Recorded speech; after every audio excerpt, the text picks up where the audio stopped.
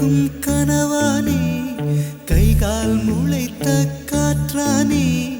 கையில் ஏந்தியும் கனக்கவில்லையே நூறையால் செய்த சிலையானே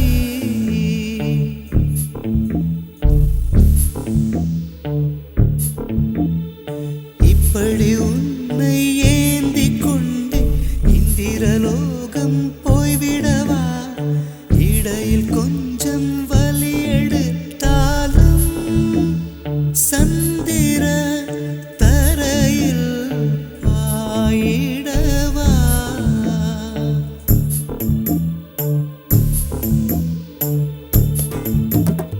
கையில் மிதக்கும் கனவானி